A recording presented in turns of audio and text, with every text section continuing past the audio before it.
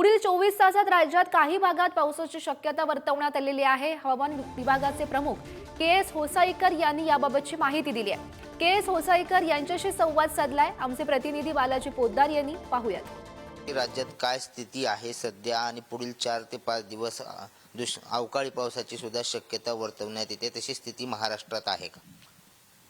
गेल्या 2 दिवसांमध्ये हवामान विभागाने तशी निरीक्षण आले आणि तशा प्रकारचं फोरकास्ट आपल्याकडे आहे की गेल्या 2 दिवसांमध्ये आपण बघतो राज्यामधल्या काही भागांमध्ये म्हणजे छत्रपती संभाजीनगर म्हणा, नाशिक म्हणा, पुण्यातल्या काही भागामध्ये, मध्य महाराष्ट्रातल्या काही भागामध्ये ढगाळ वातावरण आणि त्याचबरोबर काही ठिकाणी हलका पाऊस पण आपल्याला रात्री पडताना दिसलाय।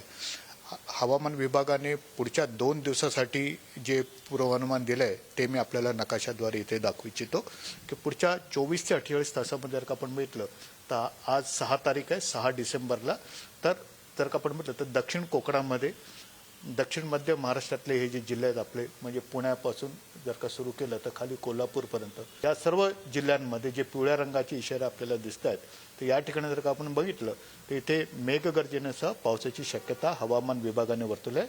उद्या 7 डिसेंबरला त्याची तीव्रता थोडीशी कमी होणार आहे।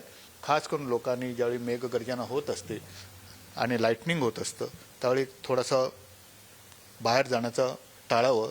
कृषीवरती त्याचा परिणाम असतो, आरोग्यावरती पण त्याचा परिणाम होऊ शकतो आणि त्यामुळे अशा प्रकारचे जे सल्ले आहेत हवामान विभागाने दिलेले त्याच्याकडे नागरिकांनी, शेतकऱ्यांनी आणि सर्वांनीच लक्ष देणं थोडं गरजेचं आहे। व्हिडिओ जर्नलिस्ट संपत मोरेसह बालाजी पोद्दार, पुढारी न्यूज, पुणे।